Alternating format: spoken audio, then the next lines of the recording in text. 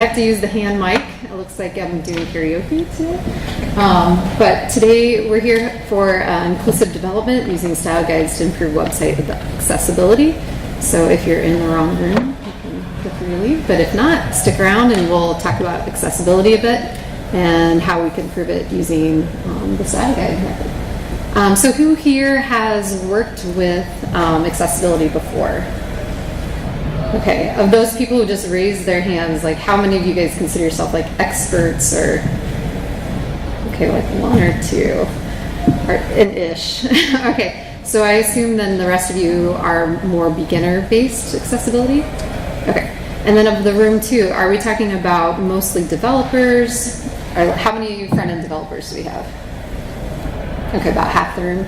So back-end developers? Yeah, there's one guy, two guys. Huh? Webmaster. Okay, so miscellaneous, marketing, QA. Okay, good. All right, so we'll just kind of go over accessibility and kind of the basics, like what it is and all that. And then we'll talk about the roadmap to accessibility. And we'll talk about inclusive development and what that actually means. And then we'll look at the style guide and the code and all that. So stop me at any time if you have a question or hold it and remember it for the end. My name is Carie Fisher. I'm the other Carie Fisher, and you can find me in different places.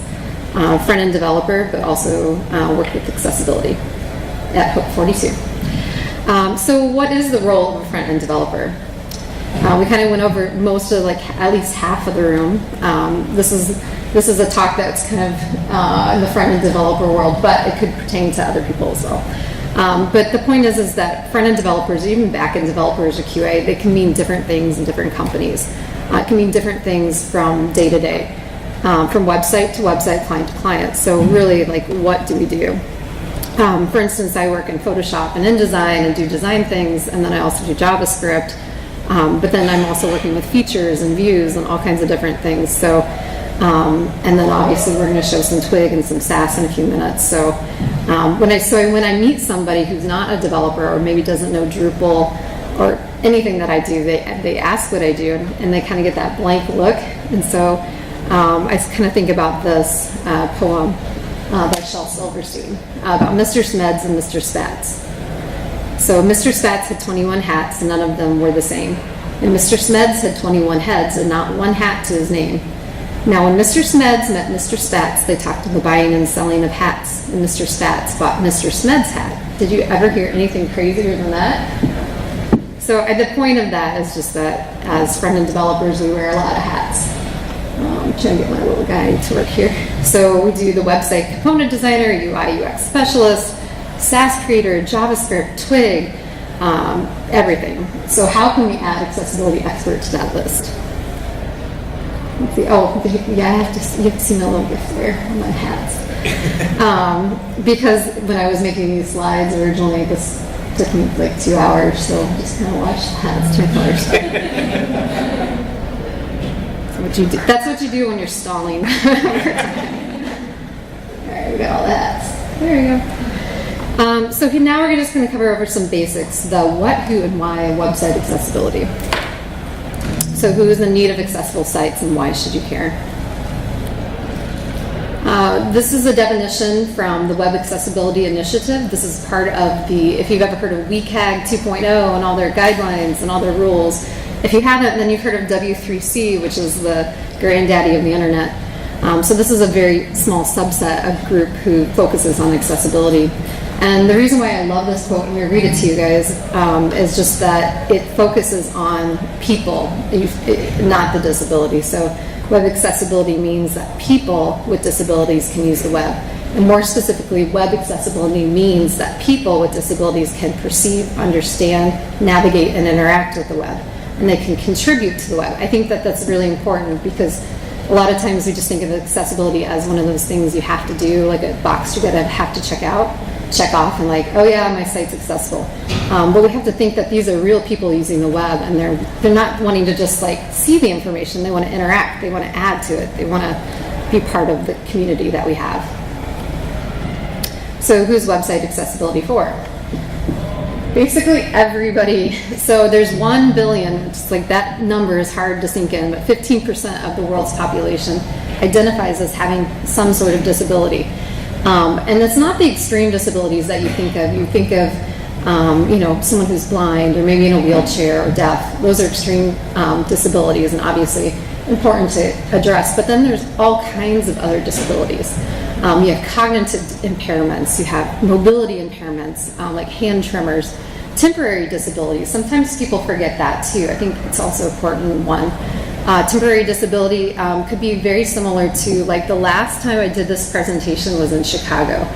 And this is my true story about that one, is that right before I was about to present, I got a migraine. It was the second migraine I've ever had that I lost my vision.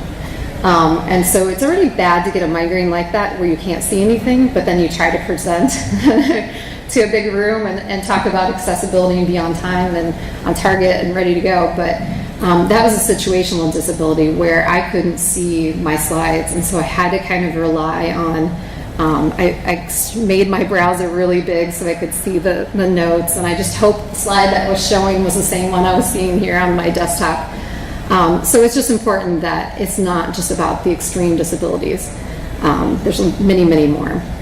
English is a second language, and the aging population is a big one too.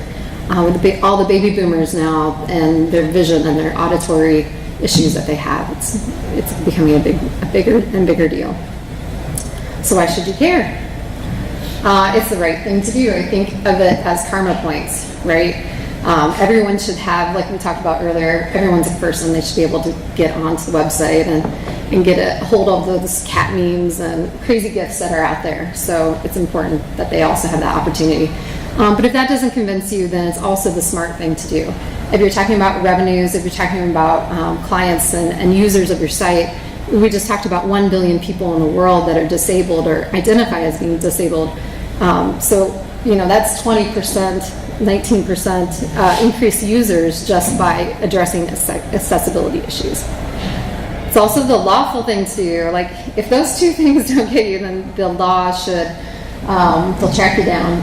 But some people, like the government, education, nonprofits, that sort of thing, they're required to, by law, have accessible websites. But the rest of us kind of just wait around and hope we don't get sued. Which kind of sounds bad, but it's the case most of the time. Just this year, Winn-Dixie, I don't know if any of you have heard of Winn-Dixie because you're California, but it's a grocery store chain that's really popular in the southern states especially.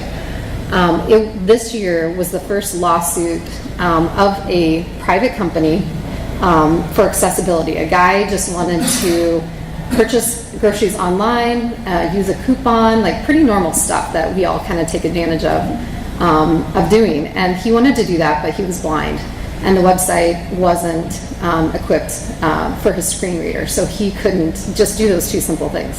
So he asked Winn-Dixie, hey, can you change these things?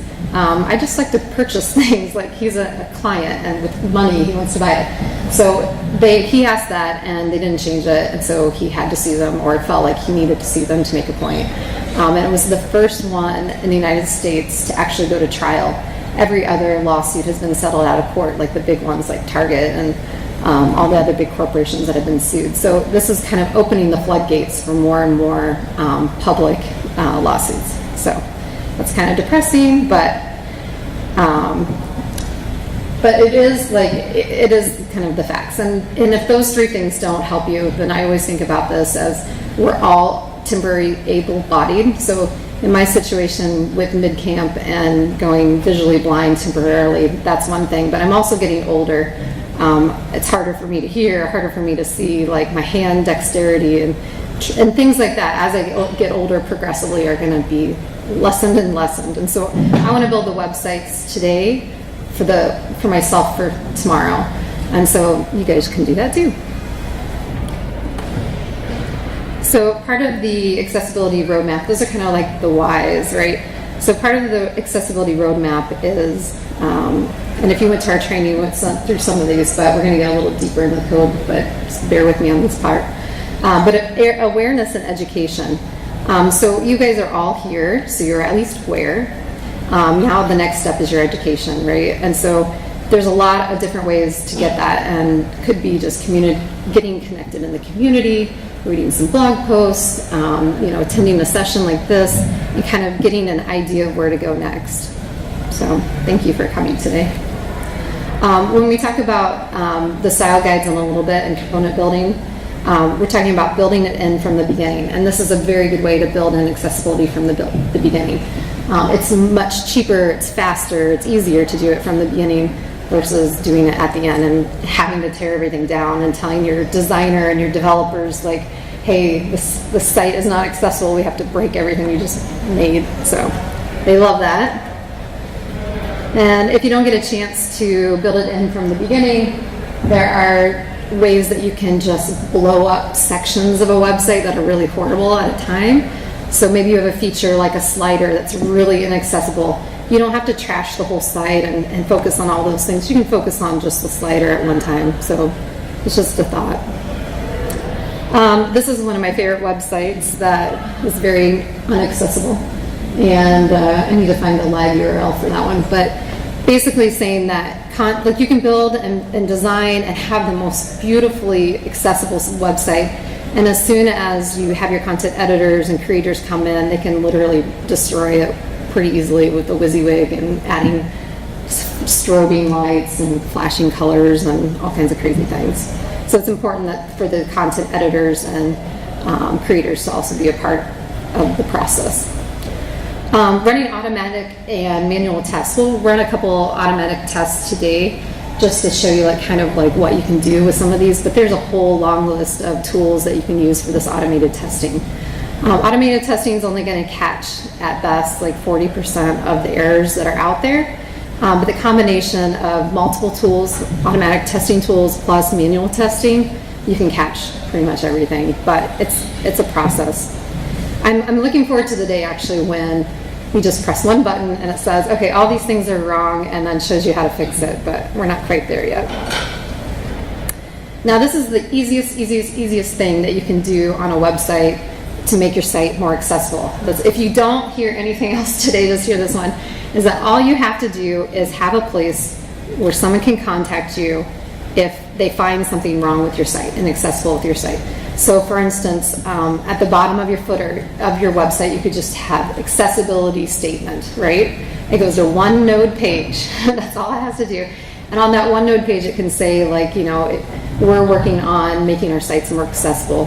And obviously we can't catch everything. Even with all the automated testing and all the the manual testing, there's so many assistive technologies, there's so many browsers, there's so many operating systems, there's just so many combinations that you just can't catch them all.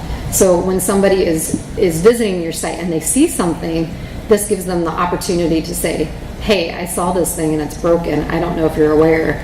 But even just having that, like in the Winn-Dixie case that we talked about, even if they had that, they might have gotten away from a lawsuit. I mean, obviously you still got to fix it eventually, but letting people know that they have a voice is a really powerful thing. And all that being said, that this is my favorite dog picture. It's like you fix one accessibility issue and another one will pop up. Is basically what this is trying to show, is that just because you fixed one thing and you think, hey, now my site's accessible, you might uncover a couple more. So it's an ongoing process. So now we're going to get to do you guys have any questions so far? That was kind of like speed through what accessibility is, but go back and look at the slides if you want. But now we're going to get more into a little bit more philosophy in the code based around the inclusive development process. So for all my developers out there and everyone else, if you have any questions along the way. So inclusive design and development. So we've already talked about what developers are and front-end developers a little bit, and what accessibility is, and that we know it's nebulous and difficult, but it's also important. So now we're on to inclusive development. So basically it's developing with accessibility in mind. So the term inclusive design is not a new one. It's been around since 2005. And inclusive design is something something that's designing the mainstream products and services to be accessible and used by many people, as possible. So without the need for special adaptation and specialized design. So that's a fancy way of saying, like, when I design something, a product, like a chair, maybe I'm making a chair, I'm going to make it a chair that I'm going to target the 25% severe difficulties. And so that means it's like a trickle down thing. So if I target that 25%, and then everyone else can also use that chair. But if I choose, if I make my chair really low to the ground, or maybe like super high, something very like inaccessible to maybe the majority of the people, then I'm targeting in that, 16 to 21%. So there's no trickle down effect. It is just only these people can make it. So it's a little bit difficult. It's a little bit more of a philosophical thought, but it's like rethinking your design and development to go beyond just like base information. You're trying to make it more valuable. You're trying to put accessibility first. I know it's a little confusing, but here's an example. So font families are a good example where you can make an inclusive development choice. So you know that there are about 1 billion fonts out there, and some are better than others. There's that. I should put up the SNL skit about Papyrus. Has anyone seen that? Okay, so Papyrus, for all it's bad that it is, visually design-wise, it actually is not horrible for accessibility. And the reason why is that each letter is very unique. So you have, in this example, the serif versus the sans serif, and you have your D and your B. And if you were to think about being dyslexic for a minute, and you can see how the sans serif, the D and the B, are kind of mirror opposite of each other. And so they're easy to flip over, and they're easy to confuse when you're reading a paragraph or a title of something in your content. Whereas the serif has the little serifs on them, right? They're unique. And so then you won't be flipping those in your mind as much. And so you learn the pattern of what a D looks like and what a B looks like. So since about 10 to 17% of the US population is considered dyslexic, like that's a big population as well. I think that's a higher number than, i.e., 8 or 9 users or whatever it is that it is now. But if you think of it in terms of that, like, okay, now if we just choose one thing that I have to do is choose an accessible font, and I'm going to add 17% users, like that's a big win. So yeah, there's a lot of different ones. So I like this quote here by Hayden Pickering. He writes this book about inclusive design, and he's got a lot of patterns and examples and philosophies and stuff. But he's talking about how if you choose, it's going back to the pyramid, right? So we're choosing a font that we know is going to go and affect that 25%. And we know that 25% and down, so pretty much like 90% of the whole pyramid, is going to be able to use our font, whereas just a small section of the rest of the users are going to have their own special font on top of that. So I know that this is a little bit, overwhelming sometimes when we're talking about philosophies and we're thinking about codes and we're making changes from the design process all the way through. I tell people, like, we've been here before, right? Back in 2009, we had this big shift. If you're a developer before 2009, oh, did you have a question? No, I'm just covering up the animation. Oh, I'm sorry. That's my Mario. I don't know if I can stop him there. Well, I'll talk fast on this part. But so if you think back in 2009, like if anybody was a developer then before, a few of us, maybe there's a few old people. But we used to just design to desktop only and develop to desktop only, because that is all we had. We had desktops. I mean, we had a couple different sizes there, like Mac and PC, that's about it. But then the Wave came in, and the tablets came in, and the mobile devices came in. And then at first we only had only one mobile device and one tablet, right? And now we have like hundreds and hundreds. We used to have very specific breakpoints. I remember being pixel perfect at like all these things. And now everything's responsive, right? And like I can't even think about designing a website now without thinking about mobile and tablet and like all the different devices and iOSs and browsers and all that. So the point is that we've been here before, and it may seem daunting, but this is just the same thing. Now we're in 2017, and we're going to be accessibility first instead of mobile first. So now we're getting into component. Do you guys have any questions so far? Good. All right, so component-driven development. Has anyone heard of style guides and components? And if you were at one of the sessions right before this, they were doing components. So there's a lot of different things out there on components. It's 2017. You've at least heard about it. If not, you're already using it. It's great. But if not, the quick version of that is that we're just breaking so think about it as a designer designs a website, right? And then you're going to take those pieces as a developer and break it down. It's like a reverse engineering of the design. So when I see a website design, I don't see the design. I see header region, footer region, sidebar, main content, logo, and I see like the little patterns inside of those bigger components. And so it's useful because when, and if you start this project at the very beginning of a client project, is that you can build this, you get the design, and then you can build the components right away, and then the back-end developers can be doing their thing while the front-end developers can be taking that design and translating it into code. So you can simultaneously work together. It's kind of cool. And then clients love it because they can see their design come to life, and they can use it as a reference after the fact. So component-driven development is amazing. So we've talked about accessibility and the philosophy and all the motivation that you have. And then we added on top of that the KSS node tool, is what we use for the style guide here. And we put them all together to make the accessibility style guide. So the ally, in case you haven't seen that before, ally, the A11Y, that's just the word accessibility. In theory, you're supposed to not even say ally or anything. You're supposed to say accessibility style guide. It's just numerology. What is not numerology, but it's basically the same thing as a acronym. But 11 represents the letters in between the A and the Y. So what I did is I was already doing component-driven development with design already in my front-end developer world. And then I was also doing accessibility. And a lot of times those things don't really mix together. Or I would be building one component like, maybe a menu, but I also wanted to do it in an accessible way. But I wanted those patterns to be retained from client to client, and obviously you can't necessarily copy each. Clients don't like it when their websites look the same.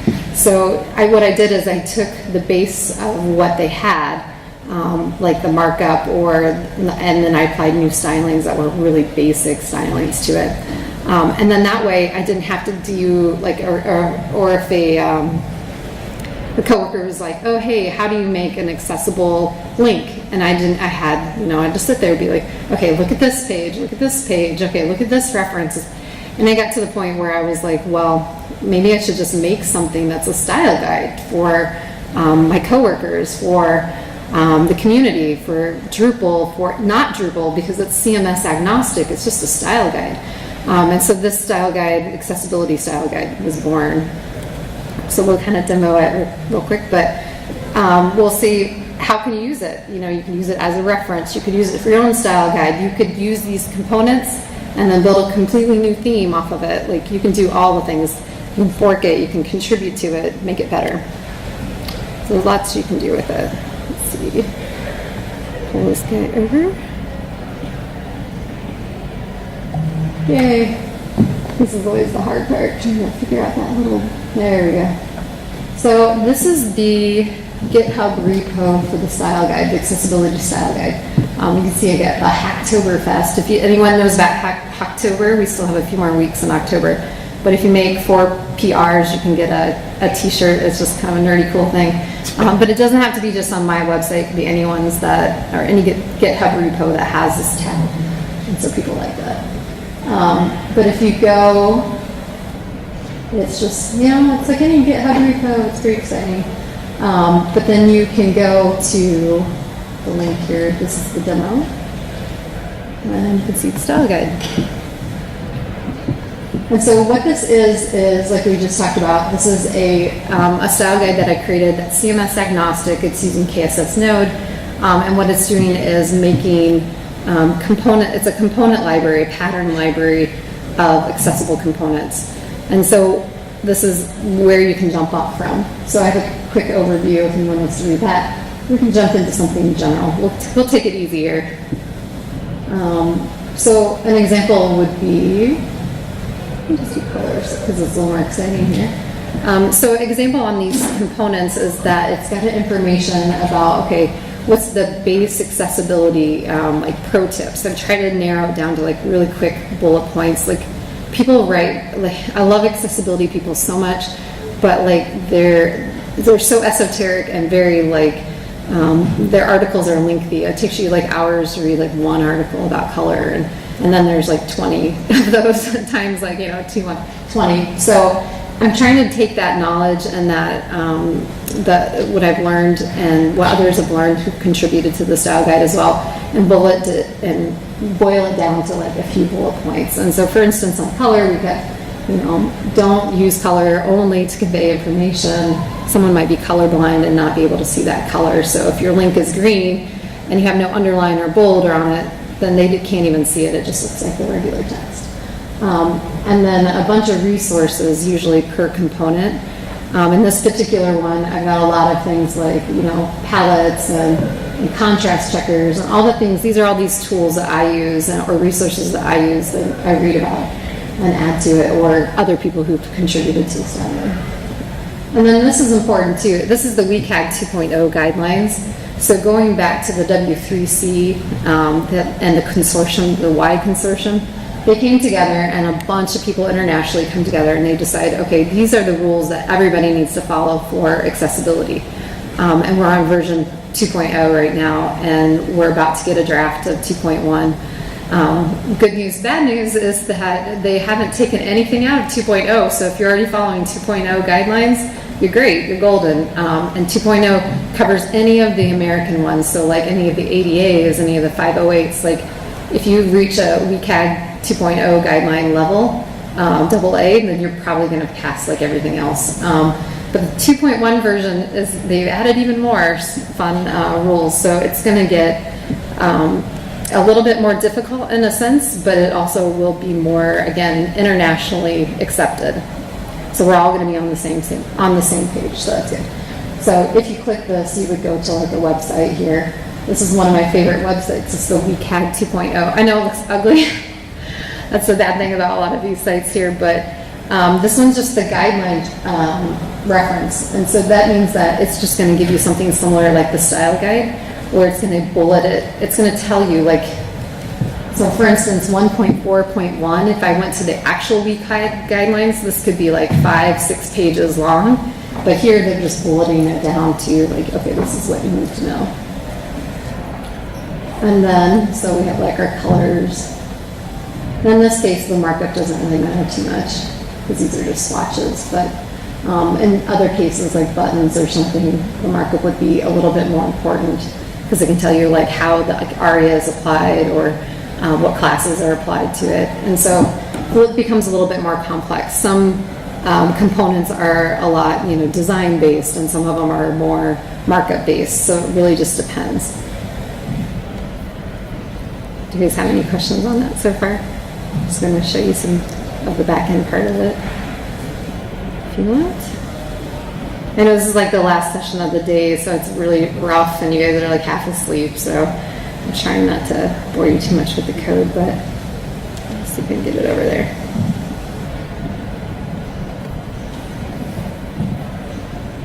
Oops. For some reason, maybe I'll have to just switch my displays real quick.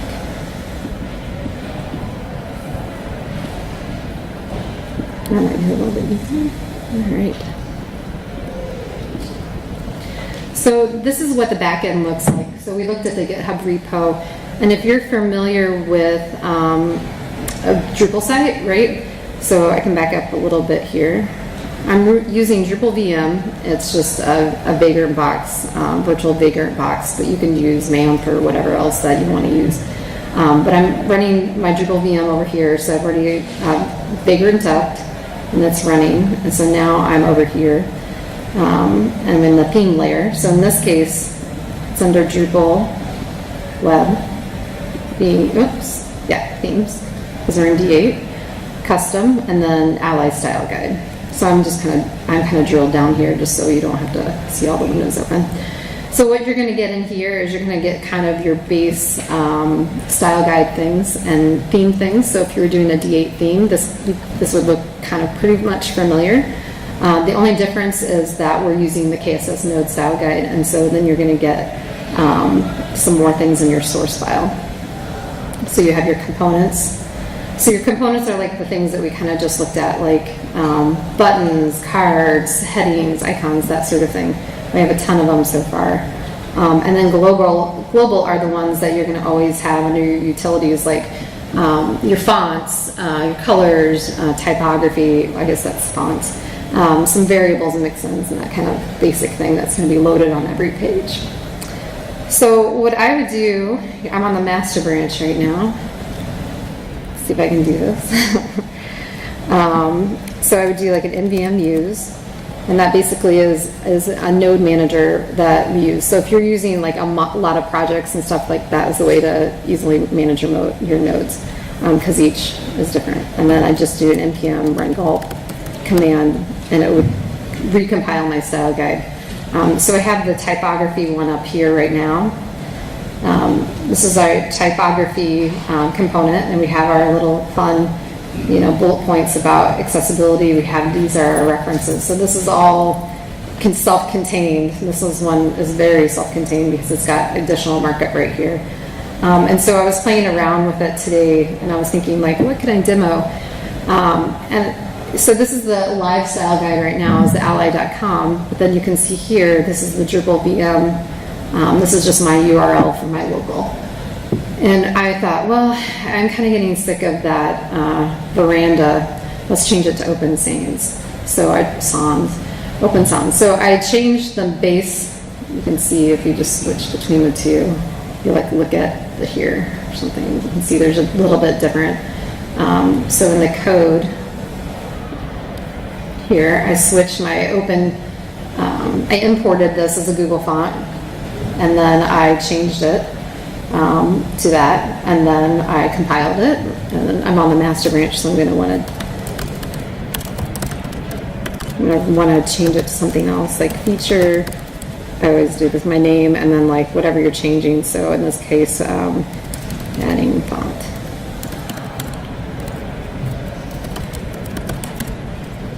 All right, get commit. So now I'm ready, that branch is ready. If I wanted to push it up to the GitHub repo, we'll just do that because it's a demo, it's live, and nothing's going to go wrong. I have this additional thing to make sure that the demo gets updated, and I'm just running a script to clean the docs and to move the docs. And basically, if you're familiar with theme, style guides and components and all that, what it is that I'm making all these changes in the source folder, the src folder, and what that's doing when I run the gulp commands, it's making a copy essentially in the dist folder right here. With the style guide, they have a few additional places like the docs and things like that it's making things as well, and assets as well. But it's important that, like, if you ever work with a theme, to always work in the source file, unless someone tells you otherwise. Otherwise, it's just going to get overridden time and time again. So we've added our fonts. Oops. Get status. So you can see right here, it's showing you a lot of doc files. Basically, it's making a copy of the things you changed. So we're just going to add those in there. And then we'll update.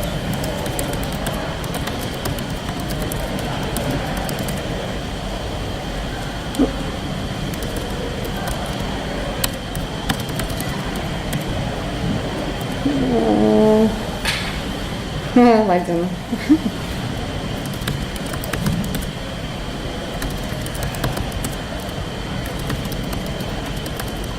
Usually it just does that.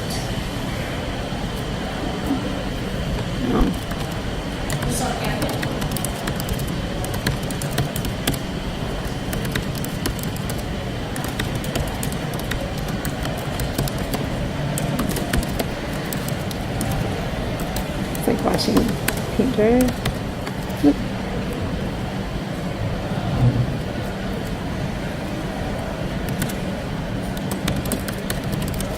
Oh, I was on the master ranch. Get push orders. Oh.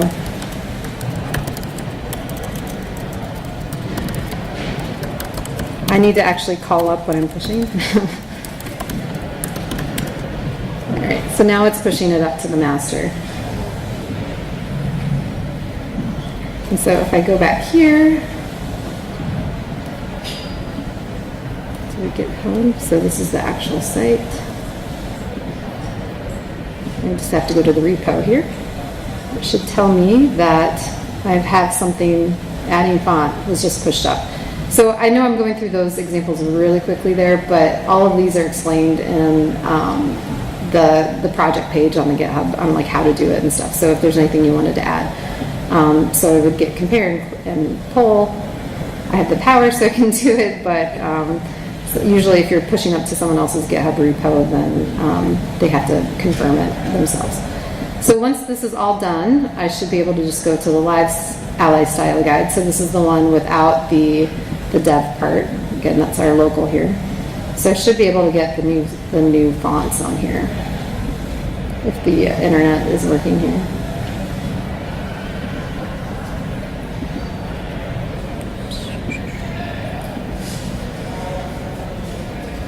Still has it as the base. Yeah, it might just be. It's very sticky. And it is sticky.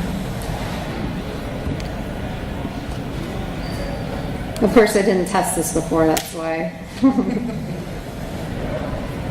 right, there we go. There's our open sans. So everything's, yay! So the open sans has been pushed to the live site. So if you go there now and you refresh your screen and clear your cache, because that's what we need to do with front-end development all the time, you should see that now basically the whole base theme is using the open sans, and then it's down there in the typography as well. So yeah, this is something that you can just play around with, like on the time, like maybe you're building a new site and you say, oh, I need a card. And then there's different card styles, like bios, grid styles, like click ones, things like that. So all of these patterns are accessible. And if I were to test them, we will keep our fingers crossed that it will pass and we have 0 errors here. Again, this is like an automated testing tool, so it's only going to catch about, again, our 30 to 40%. But it's not, they're not bad. So what it's telling you here, there's 0 errors. The alerts are ones that are known. Like I'm linking with an anchor I'm not linking out to anything. So these are pretty normal. So some of these errors are not like valid here, but they're not errors. They're just warnings basically. So yeah, I mean, that's the basics of what the accessibility style guide is. And so what you guys could do, obviously, if like you learn something about a new accessible component or you're building one, you could contribute it back. But I'm guessing since most of you guys are newer, what you probably would do is like you're building a new website and you say, I have to make sure that my links are a link focus or something. I'm picking a simple one. You could come here and be like, okay, what do I need to do for link focus? And then you get there and you say, okay, the first rule, just make sure you don't have outline none. The easy one is I just copy and paste that and I pop it in and it's ready to go. And if you've got a few more minutes, maybe you wanted to read like, okay, this is what this one's checking the box of. So for instance, that's a link focus. So it's that kind of square thing. You'd be amazed. Like again, that's a very, very easy, like low-hanging fruit for accessibility. For the code, but so that was kind of the walkthrough through accessibility style guide, and hopefully you guys can use it. And if you have any questions, you can find me. I have a link to the Twitter up here at the top or the GitHub, so you can just find me there and ask more questions. But that's kind of it, unless you guys have any more. Yeah, go ahead. What other automated testing tools you use besides the Wave toolbar? Sure, yeah, and we did the training earlier in the week and we kind of demoed some of that. We have a list of them. In all of these components, you'll see like resources, and there will have some, like for instance, the resources for colors, color blindness simulator, color safe contrast checker. That's one of my favorites. It's one of those, like you pick a color, my background is going to be that color, or my foreground is going to be that color, and I'm going to choose my background to be something else like yellow or green or something. There's a good one. Nice Christmas colors there, holiday colors. And you can see like it's failing at AA, AAA. It doesn't matter. It's failing like all over the board. Whereas your background, let's say you really love that color, that pink color, but you want it to be more accessible. So maybe you pick a lighter color. I'm trying to find one that passes here. So basically, AAA is like the highest standard on the WCAG guideline standards. You go from single A, which is like super easy relative, and then AAA is like pretty near impossible. You can see even here, like you should think like, oh yeah, anyone could see that, the difference with the color contrast, but it still doesn't pass quite yet. Does that make sense?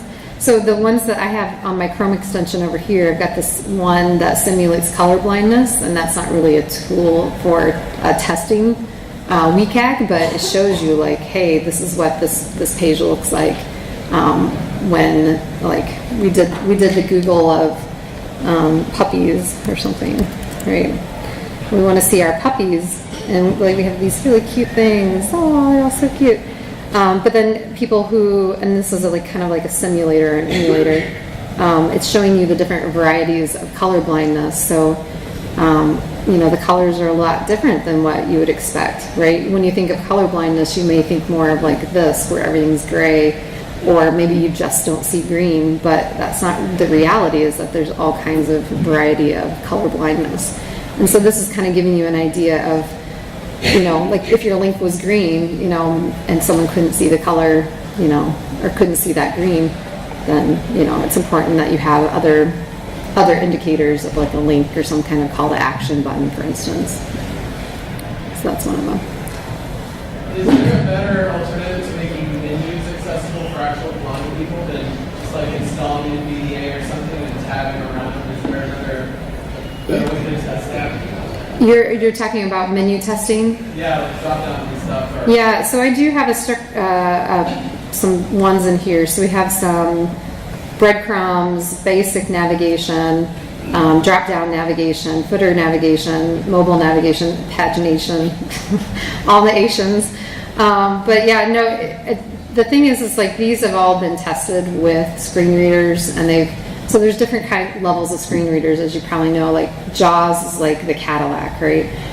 But then we're lucky with Macs, we have VoiceOver, and then as I learned, PCs have something totally different, and I always forget the name of whatever that one is. But well, you can do MVDBA, but you can't. They also have one that's in there. I actually just bookmarked it because I can never remember that one. Where was it? Oh, here it is. See? Oh, that's the wrong one.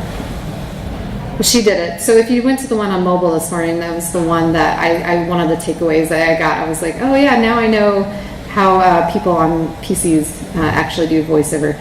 But the point is that, yeah, you need to be able to test everything with your VoiceOver, because I think navigation is really important in that sense. But tabbing, actually being able to tab to your menu, is kind of like the very easiest test for menu. Because if you can't tab into it, then somebody is missing it. A lot of people are missing it. The screen readers are missing it. People who don't use mice are missing it. So potentially anyone who's using touchscreen as well, they'd also be missing it. So I don't know if that answers your question, but yeah. So these patterns have been tested, and so they should pass on the screen readers. But yeah, if you've never played around with VoiceOver, it's really fun. You can easily do that in the settings here. In Macs, again, I'm sorry, I don't know the PC version, but you can Google that probably, and then you do your VoiceOver. You can enable your VoiceOver. It's probably you're not gonna hear it here, but and then you start tabbing on a page, and it's just gonna basically read you. I don't have that turned on. It actually is very kind of annoying if you've ever done it. But you should be able to like tab to things, and then like right now I'm pressing return and it's opening it. So you have to make sure like your accordions and your drop downs and your navigation, they all do those things, because otherwise people can't get to your content. So yeah. But yeah, so the markups here and then the testing tools, this has all been tested. I can't say 90, with 100% certainty, but with like some sort of certainty in the 90 percentile that these will all pass the standards, at least the WCAG 2.0 AA standards. So. Great. Do you guys have any more questions? No. All right. Well, thank you for your time.